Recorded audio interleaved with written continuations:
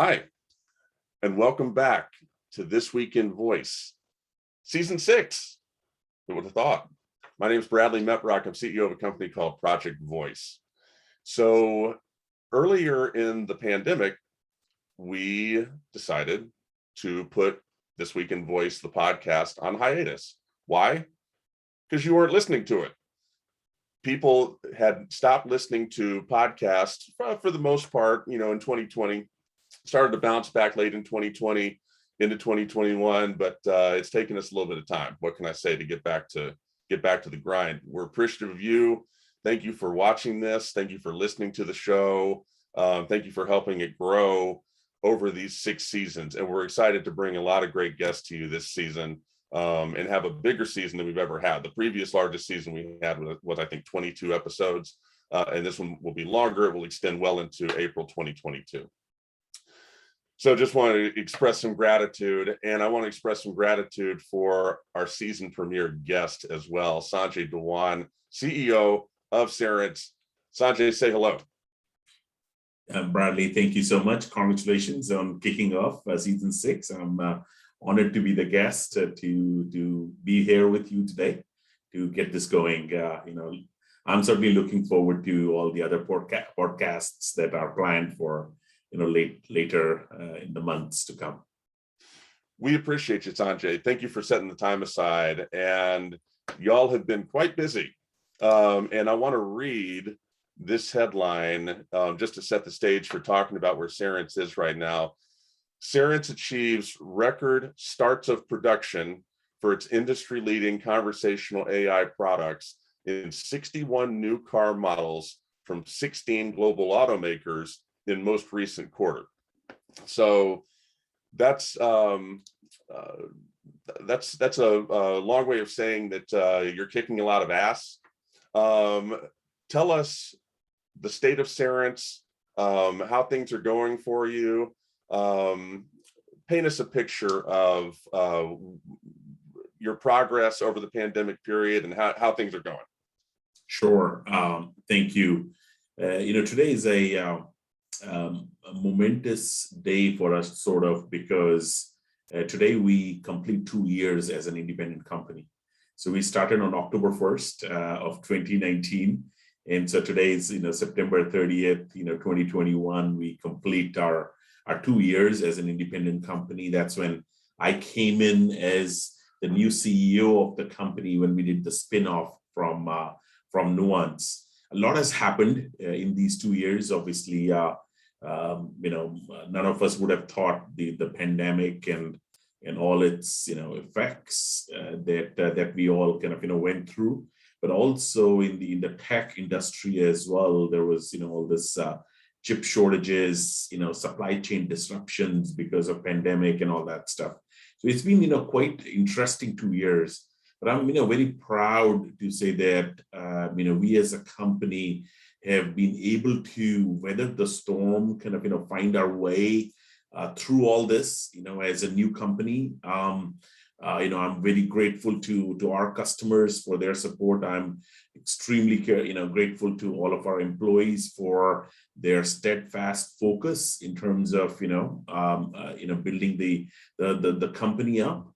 And the results have been good.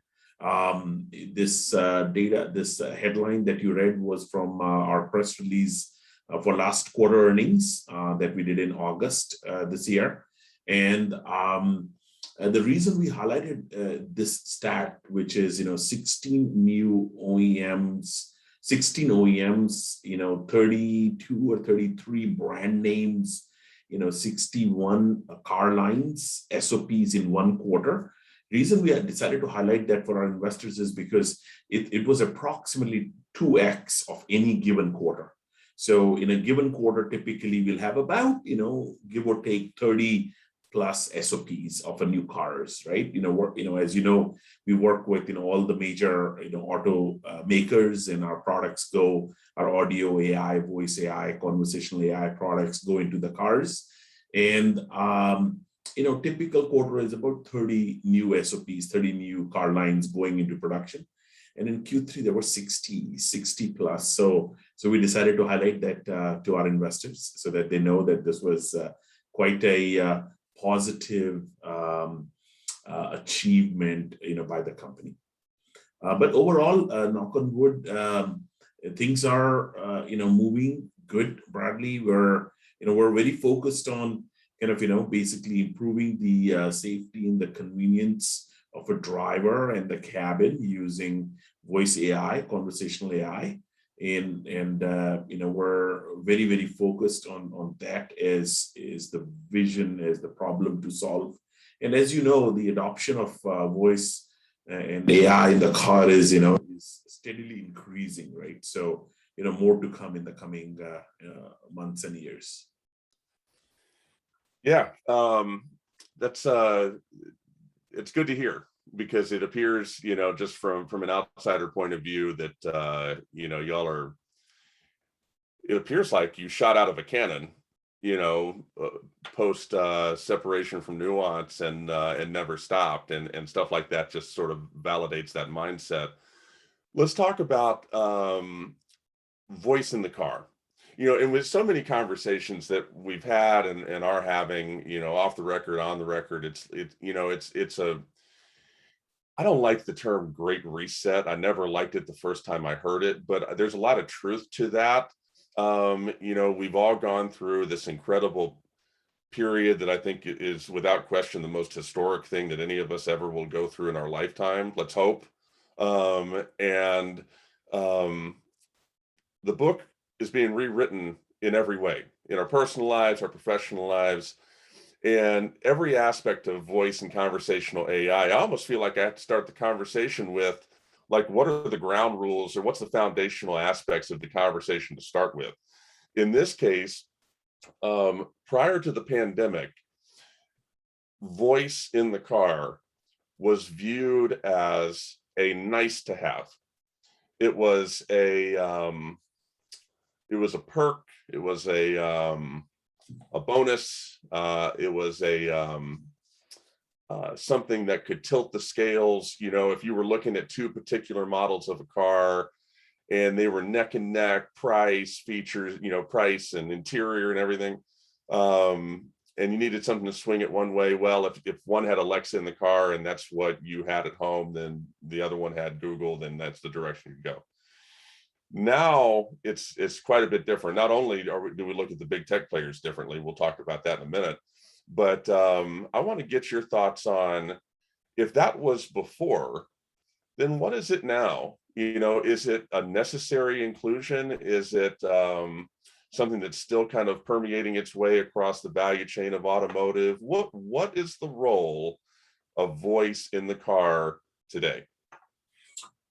See, it has evolved over the last 5 years very dramatically. It used to be a feature that was a nice to have, to a point where it's strategic to the automotive OEMs because customers are telling them it's strategic. And the reason for that is because, it's not, voice is a nice to have feature on your smart speaker or your TV remote or your phone, because when you're using these devices, your hands are free, your eyes are free. You can do your touch things, your buttons, and still do the same function from your, IoT devices in your home or in your office.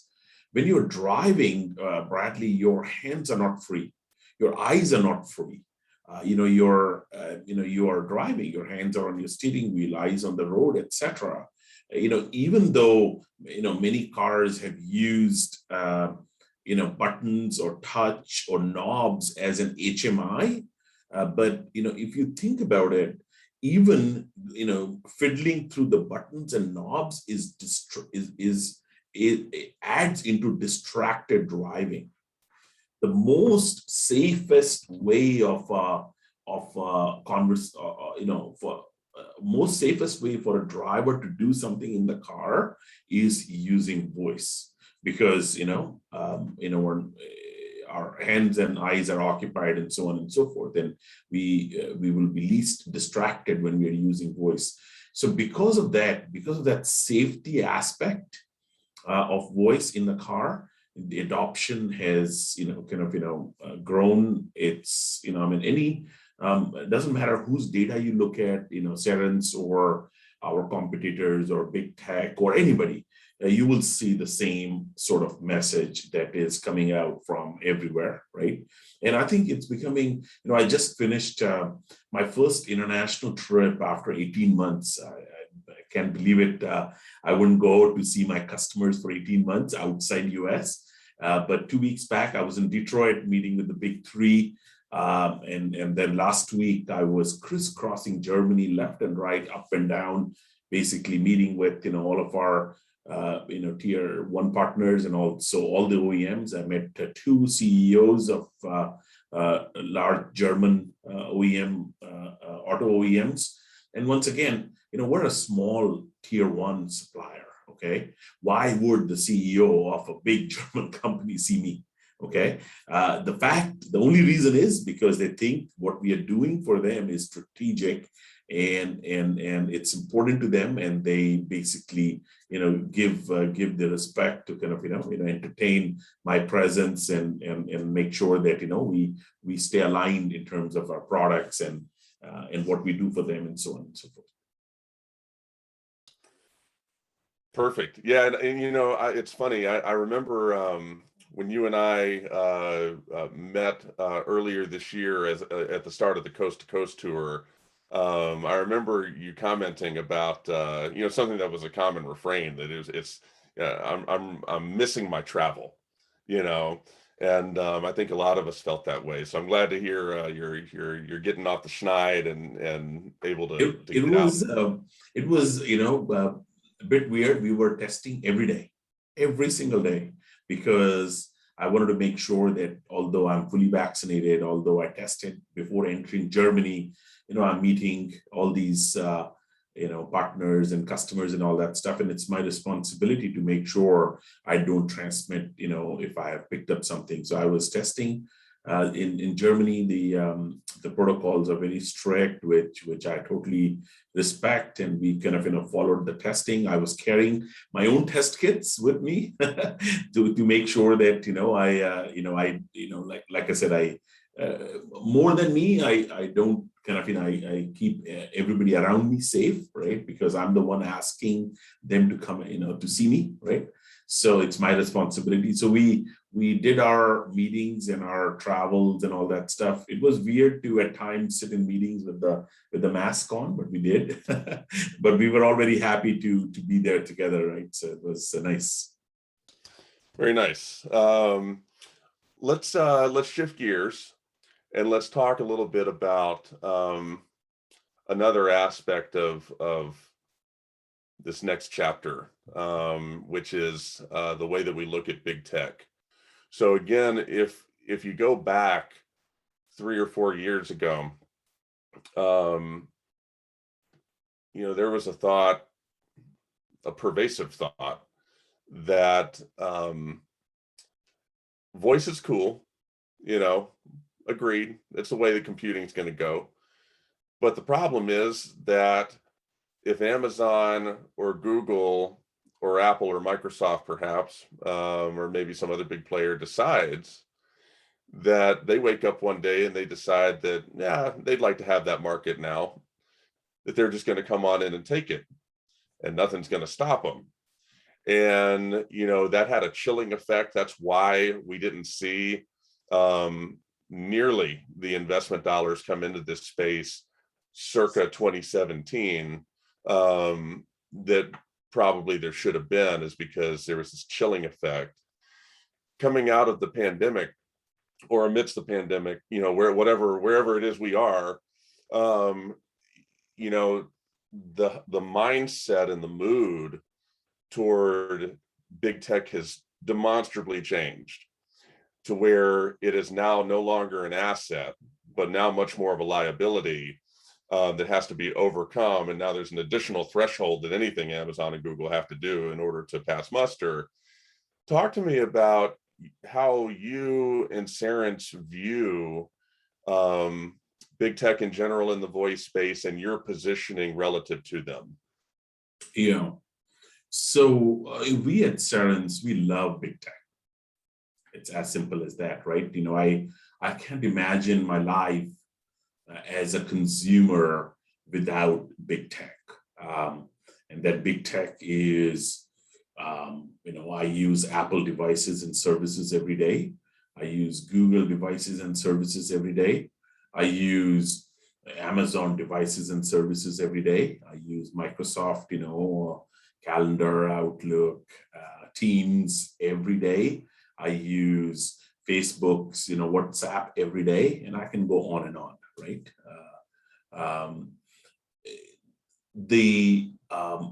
As a driver in the car, I want big tech with me in the car. I don't want one big tech. I want a bridge. I want my car not as a separate technology island. I want my car, to integrate with any and all big tech. I want the car to integrate with my digital life. My consumer's digital life is more than any one big tech company. And I say that to you yourself or any other consumers here who are listening to this podcast. Just think, can you live with only one or the other? The answer you're going to get is no, right? You need, all of us need, multiple big techs. So the architecture that Cerence is proposing and propagating has two key elements with regards to big tech. Number one, we think the voice and the HMI branding, the visibility into the data and data monetization should be in the hands of the OEMs, not anybody else. The reason is it's their car, it's their product. OEM, needs to own the human machine interface, aka voice and other elements.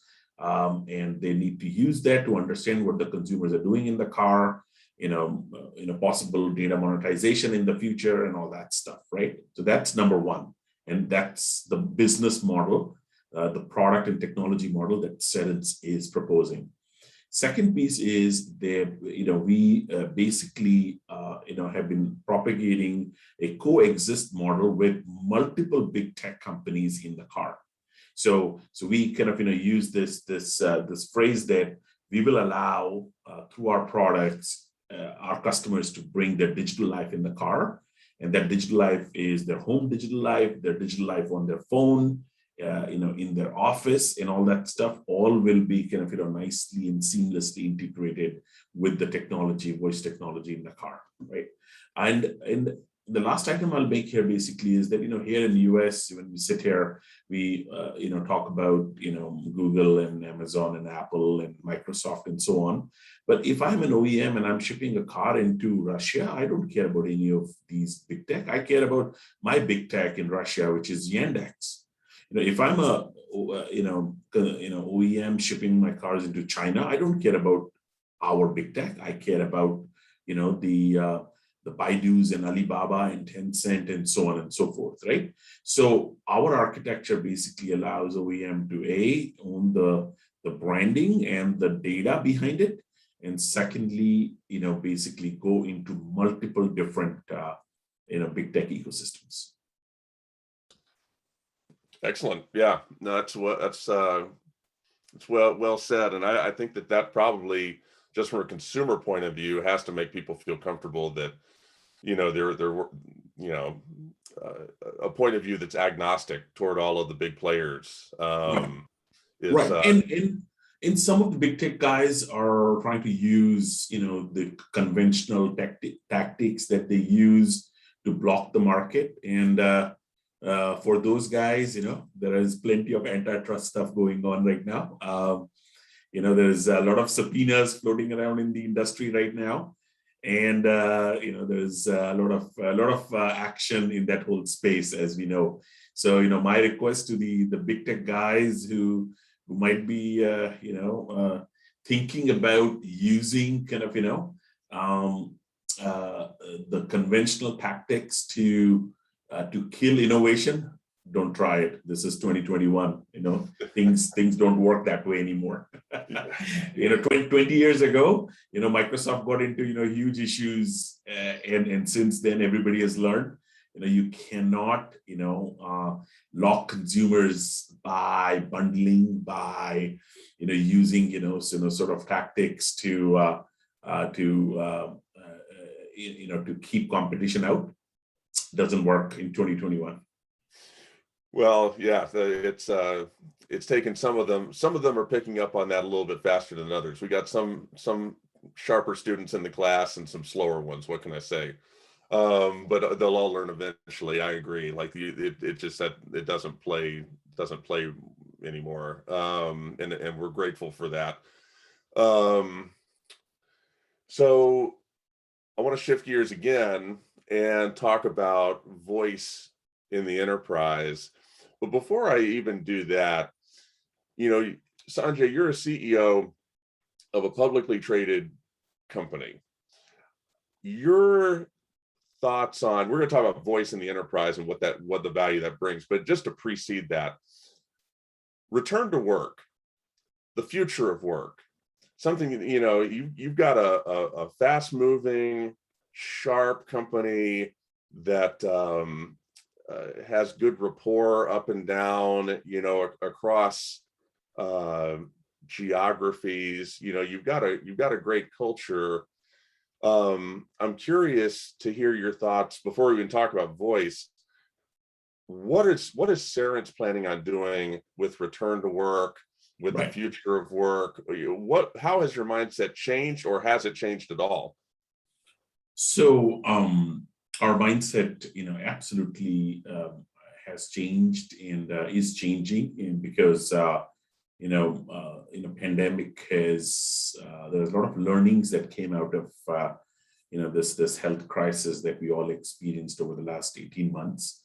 And what we are doing at Cerence is, unlike many big companies where there is a mandate of either fully returning to work or partially returning to work, or returning to work on certain days of the week, 3 days a week, 2 days a week, 4 days a week, etc. What I am saying to our employees is that firstly, we are opening all of our offices starting October 1st. So starting tomorrow, all Cerence offices will be fully open. Secondly, we want to be fully compliant always with the local laws, so no exception to that. Thirdly, for Cerence employees to come back to the office, they have to be fully vaccinated. Reason for that mandate is because, for the safety of others also, right? And lastly, if you decide not to vaccinate, then you have to submit a testing certificate that, you are recently tested and there is no virus in you, right? Just again, for the safety of other employees. So we have put this in place through our HR system, and people are submitting. I uploaded my vaccination yesterday only, right? Just to be compliant to our policies. But in terms of how we are asking our employees to kind of figure it out, what's the new normal? What I have said to our employees is that there is some level of creativity and productivity that comes with teams working physically together. It's absolutely impossible to replace that, if you're remote. When you're ideating about new products, new technologies, solving very complex problems, doing testing in the car, on the bench, all that stuff, you need physical presence. What I said to them was that I am not going to mandate to anybody, any team within Cerence, what is the right protocol for you to follow.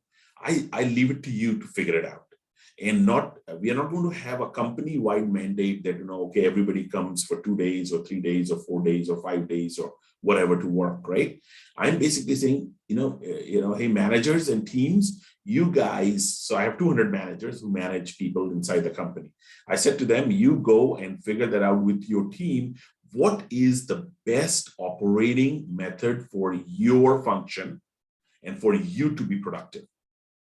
If you guys go and basically say, you know what, we need to be together 5 days, you go and implement that. If you all say we need to be there together one day and other 4 days we're working from home because that's the more productive way for our team to produce, then that's fine. Because I don't believe putting certain teams can work totally remotely, no problems. Certain treatment, for example, we have a drive lab which does UI, UX kind of simulation studies and all that stuff. There's a lot of ideation goes there. I think those guys should be in the office together, trying to basically kind of ideate and talk to customers and all that stuff, right? So it all depends upon which group and what is your responsibility and how do you want to be more productive in your job, and so we have given that flexibility to our employees. Does that make sense to you? That makes a lot of sense. Yeah, and I one of the stories, that you see stuff and it just blows your mind. One of the things that I've seen is some of these stories, which I'm sure you've seen as well, about people who have managed, I guess is the word I would use, to work 2 or more full-time jobs during the pandemic without their employer knowing. Wow. And no, it's crazy. And sometimes you see the media presented as, hey, look at this ingenuity. But my attitude is, first of all, it's just horrendously unethical. The second thing is, I don't know how you could. Maybe you make a little bit more money over a period of time, but I don't know how you wouldn't go crazy. Yeah. And so that, among other reasons, human beings have worked physically together for all of mankind. Yeah. So, getting back to that, at least in part, is not a bad idea. And no, it's just, I'm just curious. I think your plan is great. So I just, yeah, I personally, I have come to my office every single day. I felt that, working from home for me personally was a lot of distraction because my wife, my kids are at home. Not that they were causing the distraction. I was the distraction, right? Where I would go and, chat with them, talk to them. I'm not fully focused. So I basically decided very early on in the pandemic that I'm coming to work every day. So 6 a.m. to 6 p.m. in our San Mateo office, you would find Sanjay. I would meet 2 people every day, my security guard and the janitor of the building, and the 3 of us were here every single day, of the pandemic. Now, obviously, a lot of people have started to come into the building, and I see more faces and all that stuff, both in our company and also, other companies in the building. But there was a period of almost a year or so where I would only see 3 faces all day. Live faces, obviously, I'll see a lot of people on the Zoom and all. Yeah. Yeah, I love that. And, it's, I think it's a healthy thing for people to take what will be the only opportunity in their life to kind of reassess their relationship with work. But unless you are independently wealthy, you will have a relationship with work. And it just needs to be as in balance as it possibly can. Yeah. And that looks different for different people. I think your approach is great, and I think your story about coming to work is great too, because I might have shared with you at one point, I have a vivid memory of in the mid-90s when my father came home and told my mom that he was no longer going to keep the lease on his office. He was going to work out of the basement. I thought, oh, that's cool. I was in high school at the time, and my mom was just despondent, like beside herself, because the way I would phrase is, it's just a tough thing to manage with personal space, and she knew that would be a problem, and sure enough, it was, and they worked through it. But so, I think we've all learned some things. I appreciate you sharing all of that. Yeah. The article that I'm going to link to in the notes of the show is one written by Dustin Coates of Algolia, in which he talks about the role that voice is going to play in the enterprise moving forward. And he mentions a number of examples in the piece. I just want to get your thoughts on, we've seen some sort of half-baked attempts at bringing voice to the enterprise, some things like, hey, Alexa, turn on the overhead projector or something, but we're destined for more, more meaningful intersection than that. Talk to me about the role that you think voice and conversational AI will play in the enterprise, if not now, then perhaps over the near term. Yeah, that's a great question. And as I, think about kind of, the role, if I look at the role today, it's, the role is quite hidden in the call centers, right? When I call my Bank of America, to get help, I get, a voice bot, which basically kind of, steps in to route my call or automatically help me and so on and so forth, right? And so there are many such examples, and these have been maturing more and more over the last, 5-10 years or so, right? Similarly in, doctor's office, all the, dictation, when the doctor is talking to the patient with patient's approval, everything is being transcribed, per the HIPAA guidance and all that stuff, using conversational AI, right? Our parent company was a leader in that space, right? Nuance was, and so that application, has been well adopted by the enterprise. But as I look forward, I think I see a lot of productivity improvements in the enterprise that can be done using voice. You mentioned conference room stuff. In my last job, when I was president and CTO at Harman, we had bought a company called AMX, which basically was a Creston competitor. So we would basically produce audio video switching and control devices for the conference rooms, right? And one of the things that I had initiated then was to basically have a voice controlled kind of interface where you walk into every meeting when we go to, we spend 10-15 minutes trying to kind of put everybody all together, plug the PCs in, get the video up, get the audio going and all that stuff. Every conference room, every company I've been to, so much time is wasted in that, right? Wouldn't it be great to just say, hey, Cerence, start my meeting, and magically in the background, all the Zoom links or Blue Jeans or WebExes or something else are all set up and kind of, configured and connected, and my slides are up, and boom, we go, right? So productivity improvement is one angle, clearly, right? But productivity will go to the next level, in my opinion, not just the conference room equipment setup, but for example, when you and I are talking right now, right, through Zoom, there are many of these Zoom meetings. Why can't there be a conversational AI assistant here with us taking the action items? While we're doing the meetings, we can tell the assistant to basically, so it's as if you have a physical assistant in your room with you, taking the action items and tracking the progress of the meeting, right? Why can't there be other kind of further productivity improvements as we do our daily tasks on our phone or on our desk, which basically help us with setting up meetings. So much time is wasted in that, right? When we are trying to kind of find, there are some other automated ways of doing it, but a virtual assistant that stays with us and basically improves our productivity as an employee, right?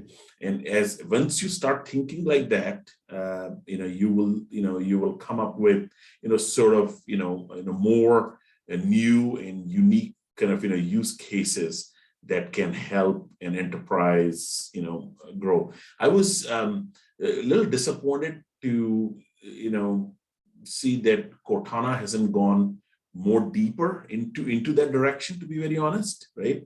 Microsoft clearly has a lead in the enterprise software space where, they frankly speaking, should do more innovations in that area, in my opinion, right? They can really kind of, make an impact.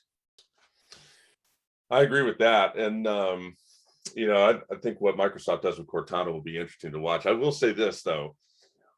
I actually managed to have a great experience with Cortana. Just to throw it, since you brought that up, I bought a PC. This was like a year ago. High-end PC. It's actually sitting in front of me here, and the entire onboarding of Windows, whatever version it is, was voice first with Cortana, and it actually, get this, it worked.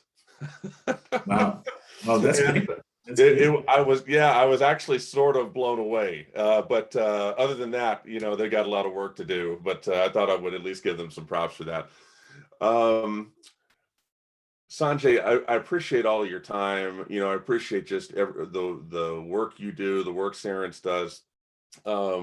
In closing here, with our season premiere This Week in Voice Season 6, paint us a picture of where Cerence is going by the end of the year, maybe over the next 6 to 12 months. What's next?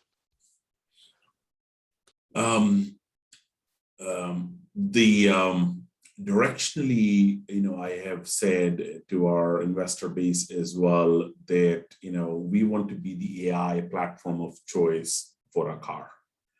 So we want to be the brains of the car that's helping the driver, the cabin with, various different functions inside the car. To do that, we clearly have a good start with voice and voice AI.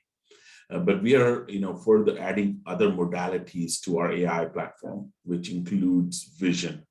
Vision is very important as well because, as if I can draw a parallel to humans, when you and I are talking right now, I'm using, I'm speaking, that's audio out. I'm listening, that's audio in. I'm processing both in my brain, that's the AI. Right, but I'm also using my eyes to basically kind of read your face reactions and get kind of that as an input into my response back to you. So vision will play a very important role in our AI platform. Vision for the cabin, vision for the road. And so that's a key kind of focus area for us, and we have a lot of work going on in that. And we expect to hopefully show and announce some products and show in the coming months. Specifically, if we see each other at CES, I would love to show you some demos and all that stuff that I'm very excited about. Because when you combine voice and vision together, magic, next level magic happens. The vision that I've put out in our company is that we want to be the best co-driver, co-pilot assistant in the car. That is what every single day the 2,500 engineers that we have in our company think about, right? There will be many assistants in our life. We just talked about Cortana. There's Google, Alexa, others, Siri, et cetera, and they all have a role to play in our digital life.